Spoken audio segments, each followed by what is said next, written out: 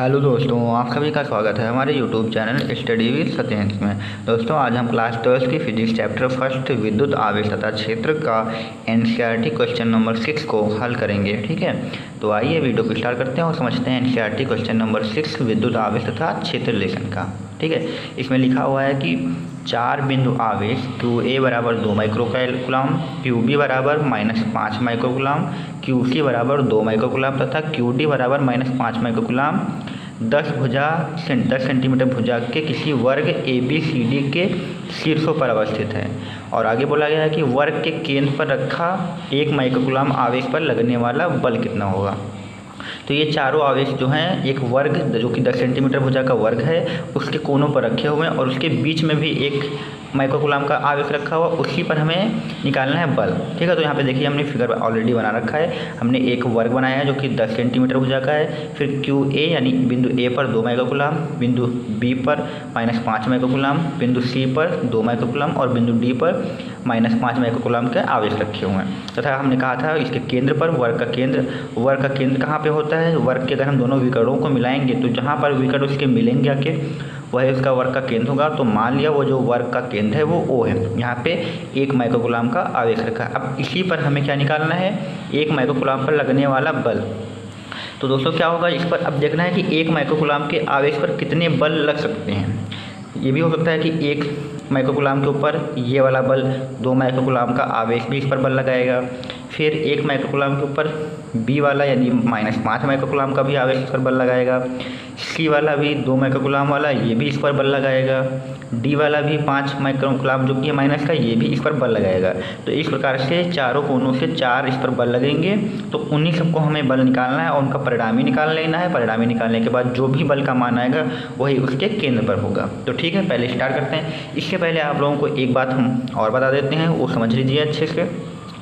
अगर मान लेते हैं कि यहाँ पे कोई एक आवेश होगा, मान लेते हैं +Q आवेश है। ठीक है, और इस पर हमें बल की गणना करनी है और मान लेते हैं दूसरा आवेश हमारे पास एक +Q है, Q1 है। ये मान लेते हैं Q2 है और ये Q1 है। तो हमें Q2 पर बल निकालना है, यानी Q2 पर हमें अगर बल निकालना है, बल की दिशा निकालना है तो कैसे निकालेंगे। देखिए Q2 भी धनावेश है और जिसकी वजह से बल लग रहा है वो भी धनावेशित। अगर दोनों धनावेशित होंगे तो क्या होगा, जब एक समान आवेश होते हैं तो उनके बीच प्रतिकर्षण होता है। जो बल होगा प्रतिकर्षण मतलब क्या होता है, एक दूसरे से दूर हटते हैं। तो Q2 पर जब बल लगेगा वो दूर हटेगा, तो मतलब उस पर जो बल लगेगा वो इधर की तरफ हटेगा। तो जो बल की दिशा आएगी Q2 पर वो क्या आएगी, Q2 की तरफ ही आएगी।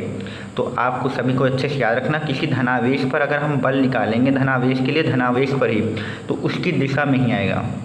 इसके विपरीत क्या होता, अगर ये Q1 मान लेते ऋणात्मक होता और ये Q2 जो हमारा क्या था धनात्मक होता, तब क्या होता, तो इस Q2 पर इस Q1 के कारण जो बल लगता है वो आकर्षण बल होता, क्योंकि ये तो धनावेश है और ये ऋणावेश है, तो इनके बीच में आकर्षण बल लगता। तब जब इस बल की दिशा होती Q2 के लिए जो बल की दिशा होती वो ऋणावेश की तरफ होती। ठीक है, ये पॉइंट आपको अच्छे से याद रखना है। इसी की सहायता से हम इसको सॉल्व करेंगे। तो आइए देखते हैं।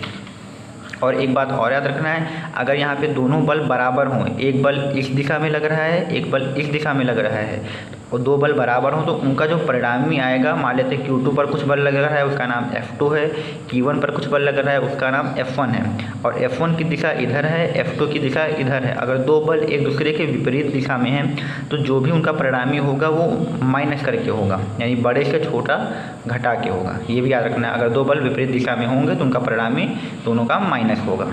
ठीक है, इतनी बातें याद रखना है। फिर हम क्वेश्चन को समझते हैं। अब यहाँ पे क्या करते हैं, हमने देखा है 10 सेंटीमीटर भुजा का वर्ग है। अब यहाँ पे क्या करते हैं, सबसे पहले ये दूरी निकालते हैं। तो दोस्तों आप सभी को पता होना चाहिए ये जो विकर्ण होते हैं इसके लिए क्या होता है, यानी हमें अगर AC निकालना हो और BD निकालना हो तो वर्ग के जो विकर्ण होते हैं दोनों बराबर होते हैं। तो अगर हम AC बराबर या BD बराबर निकालें तो क्या होता है, वर्ग का जो विकर्ण का सूत्र होता है वो होता है भुजा √2। तो यहाँ पे भुजा कितनी है 10 है और √2 लगा देंगे। तो वर्ग का जो विकर्ण का फॉर्मूला होता है यही होता है भुजा √2। तो इस प्रकार जो विकर्ण आएगा 10√2 आएगा। क्योंकि ये विकर्ण का मध्य बिंदु है तो यहाँ से अगर यहाँ तक की दूरी देखी जाएगी तो सिर्फ क्या करना है, आधी करना है। पूरा विकर्ण हमें पता है, अगर हम उसको 2 से डिवाइड करते हैं तो ये आधा आ जाएगा, ये भी आधा आ जाएगा। पूरा विकर्ण हमें पता है 2 से डिवाइड करते तो ये आधा आ जाएगा, तो ये आधा आ जाएगा। अगर इसकी चीज़ को हम 2 से डिवाइड करते हैं तो हमारे पास क्या आ जाएंगे, ए से ओ आ जाएगा, बी से ओ आ जाएगा, सी से ओ, डी से ओ। तो हमारे पास आ जाएगा ए ओ बराबर बी ओ बराबर सी ओ बराबर डी ओ बराबर 2 से डिवाइड करेंगे तो ये हो जाएगा 5√2। तो इस प्रकार ये जो दूरी हमारे पास आ जाएंगी वो 5√2 आ जाएगी, ये 5√2 ये भी होगी, 5√2 ये भी होगी, 5√2 ये भी होगी। अब क्या करना है, सबसे पहले हम बिंदु ए पर जो 2 माइक्रोकूलाम का आवेश रखा है इसके कारण हमें देखना है बिंदु ओ पर 1 माइक्रोकूलाम के आवेश पर जो बल लगेगा उसकी दिशा क्या होगी। हमने अभी आपको बताया था कि ये भी धनावेश है और इस पर बल लगेगा वो भी जो धनावेश है, तो ये दोनों एक दूसरे को प्रतिकर्षित करेंगे। तो इस पर जो बल आएगा वो क्यू ओ पर जो बल आएगा वो इससे दूर आएगा, क्योंकि प्रतिकर्षित करेंगे तो इस पर दूर आएगा। तो ए के कारण यानी बिंदु ए के कारण इस पर जो आवेश लगा है, जो बल लगा है उसकी दिशा क्या होगी, इस तरफ होगी।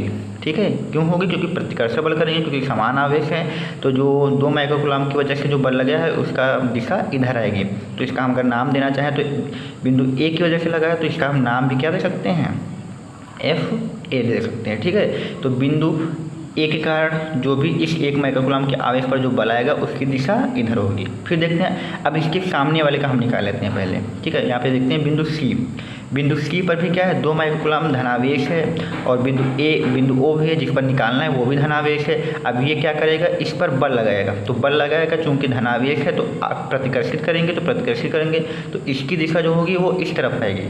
तो जो सी के कारण जो बल लगेगा उसकी दिशा क्या हो जाएगी, एफ सी हो जाएगी। फिर 2 बल क्या हैं, एक दूसरे के विपरीत हैं। अगर इनका हमें परिणामी निकालना है, पूरा निकालना है, एफ ए सी निकालना है तो दोनों को क्या करना होगा, माइनस करना होगा। ठीक है, तो इस प्रकार ये पूरा बल आ जाएगा। अब बचा हुआ का क्या करेंगे, हम इसका भी देख लेंगे। अब यहाँ पे देखिए बी के कारण, बी पर ऋणावेश है और क्यू यहाँ पर हमें बल निकालना है, क्यू ओ पर धनावेश है, तो इनके बीच जो होगा वो आकर्षण होगा। तो जब बल लगेगा तो इसकी दिशा में ही लगेगा, मतलब इसकी तरफ ही आकर्षित होगा। तो ये -5 माइक्रोकूलाम क्या करेगा, 1 माइक्रोकूलाम को अपनी ओर आकर्षित करेगा, तो इसकी तरफ आकर्षण बल लगाएगा तो इसकी दिशा क्या होगी, ये होगी।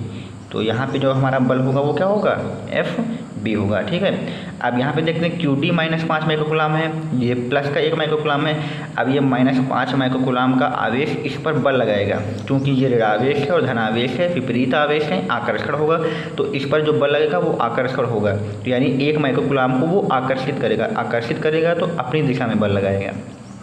तो इस पर जो बल होगा वो क्या होगा, एफ डी होगा। ठीक है, तो इस प्रकार चारों बल आ जाएंगे। अब ये भी 2 बल एक दूसरे के विपरीत हैं, इनका परिणामी निकालना है तो इन दोनों को भी माइनस करना होगा। तो सबसे पहले क्या करते हैं, हम एफ ए एफ सी निकाल लेते हैं, फिर इनका परिणामी निकाल लेंगे, फिर एफ बी एफ डी निकाल लेंगे, फिर इनका परिणामी निकाल लेंगे, फिर जो दोनों परिणामी आएंगे उन दोनों को जोड़ लेंगे तो हमारा पूरा बल आ जाएगा। ठीक है, हमें ऐसा करना है। तो आइए सबसे पहले अब देखते हैं, यहाँ पे सबसे पहले हम एफ ए का मान निकालते हैं। तो यहाँ पे हम एफ ए का अगर मान निकाल लें तो कूलाम के नियम से आप सभी को फॉर्मूला पता है क्या होता है, 1/4πε0 दोनों आवेश। तो पहला आवेश क्या है, Q1 का मान क्या है, 2 माइक्रोकूलाम है। फिर Q2 कितना है, 1 माइक्रोकूलाम है, तथा उनके बीच की दूरी कितनी है, 5√2 है। ठीक है, सेंटीमीटर में है तो चाहे तो हम इसे मीटर में बदलेंगे तो 10⁻² से मल्टीप्लाई कर देंगे तो ये मीटर में हो जाएगा, और दूरी का क्या करते हैं, स्क्वायर। ठीक है, तो ये आ जाएगा हमारा एफ है। इसको हम सॉल्व नहीं कर रहे हैं, ऐसे लिख रहे हैं। इसकी दिशा क्या होगी, ए से सी की ओर होगी। ठीक है, इसी प्रकार हम क्या करते हैं, एफ बी निकाल लेते हैं। एफ बी अगर हम निकालेंगे तो क्या होगा, 1/4πε0 करेंगे। फिर एफ बी में दोनों आवेश रखेंगे, इसमें देखते हैं क्या है, हमने गलती लिख दी, एफ सी निकालेंगे। यहाँ पे एफ सी निकालने के लिए क्या करेंगे, एफ सी पर बल यानी 2 माइक्रोकूलाम और 1 माइक्रोकूलाम पर निकालना है। तो यहाँ पे Q1 का मान क्या ले लेंगे, हम 2 माइक्रोकूलाम ले लेंगे, और Q2 का मान क्या ले लेंगे, 1 माइक्रोकूलाम ले लेंगे। तथा उनके बीच की दूरी 5√2 ही है, सेंटीमीटर में तो 10⁻² से मल्टीप्लाई कर देंगे और इसका स्क्वायर। इस प्रकार ये एफ ए हमने निकाला है, मतलब 1 माइक्रोकूलाम और 2 माइक्रोकूलाम के बीच बल निकाला। फिर एफ सी में क्या किया हमने, 2 माइक्रोकूलाम और 1 माइक्रोकूलाम के लिए बल निकाला। इसकी दिशा क्या है, सी से ए की ओर है।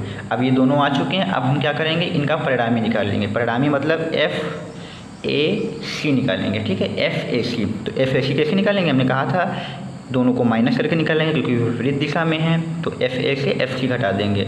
अब चूंकि देख सकते हैं एफ ए का मान और एफ सी का मान दोनों बराबर हैं, तो हम यहाँ पे लिख सकते हैं कि एफ ए और एफ की जगह पे क्या लिख सकते हैं, एफ ए ही लिख सकते हैं, क्योंकि दोनों बराबर हैं। और एफ ए से एफ ए घटाएंगे तो क्या आएगा हमारा 0, यानी इस रेखा का जो परिणामी आएगा वो क्या आएगा 0।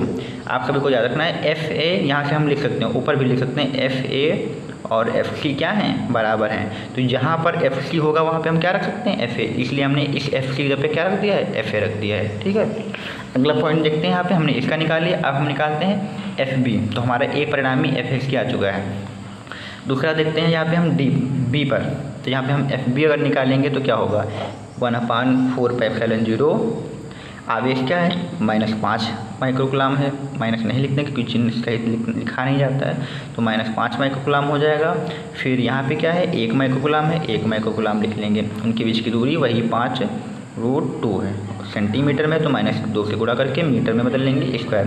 तो ये आ जाएगा हमारा एफ बी। एफ बी की दिशा किधर है, बी की तरफ ही है, यानी ओ से बी की तरफ है। ठीक है, तो ये आ जाएगा हमारा। फिर यहाँ पे हम अगर हम एफ डी निकालें, यहाँ पे हम एफ डी अगर निकालें तो एफ डी निकालने के लिए क्या करेंगे 1/4πε0। आवेश क्या है एफ डी पर -5 माइक्रोकुलाम है, तो 5 माइक्रोकुलाम लिखेंगे। और एफ ओ पर क्या है 1 माइक्रोकुलाम है, 1 माइक्रोकुलाम लिखेंगे तथा उनके बीच की दूरी, तो 5√2 × 10⁻² का स्क्वायर। ठीक है, इसमें भी आप लोग देख सकते हैं इसकी दिशा विपरीत है, तो इनका जो परिणामी हम निकालेंगे वो भी हम क्या करेंगे माइनस करके निकालेंगे। और आप लोग देख सकते हैं एफ बी की जो वैल्यू है और एफ डी की जो वैल्यू है वो दोनों इक्वल हैं, यानी हम लिख सकते हैं कि एफ बी जो है वो एफ डी के क्या है बराबर है। तो परिणामी निकालने के लिए क्या करेंगे हम एफ बी से एफ डी को माइनस करेंगे, और जहाँ पे एफ बी लिखा हुआ है वहाँ पे क्या लिख देंगे एफ डी लिख देंगे। ठीक है, और आगे भी एफ डी तो है ही है एफ डी, तो ये एफ डी घट के क्या हो जाएंगे 0 हो जाएंगे। तो इनका भी परिणामी क्या आया है 0, इसका भी परिणामी क्या आया है 0। अब दोनों परिणामी आ चुके हैं, अगर उनको हम ऐड कर देंगे तो टोटल बल आ जाएगा। तो हमें कुल बल निकालना है, 1 माइक्रोकुलाम पे हमें कुल नेट बल निकालना है। तो क्या करेंगे हम, जो हमारे पास परिणामी आया हुआ है एफ ए सी और दूसरा परिणामी आया हुआ है एफ बी डी, उन दोनों को हम ऐड कर देंगे, तो इस प्रकार हमारा पूरा बल आ जाएगा। अब एफ ए सी की वैल्यू क्या आई थी 0 आई थी, एफ बी डी की वैल्यू क्या आई थी 0 आई थी। इस प्रकार जो हमारा परिणामी आएगा वो क्या आएगा 0 न्यूटन आएगा, यानी 1 माइक्रोकुलाम पर जो बल लगेगा वो क्या होगा 0 न्यूटन होगा। तो दोस्तों आप सभी को ये क्वेश्चन समझ में आया अगर तो प्लीज़ चैनल को लाइक, सब्सक्राइब और शेयर करना मत भूलिएगा। आप चाहें तो इसको एक बार स्क्रीनशॉट ले सकते हैं।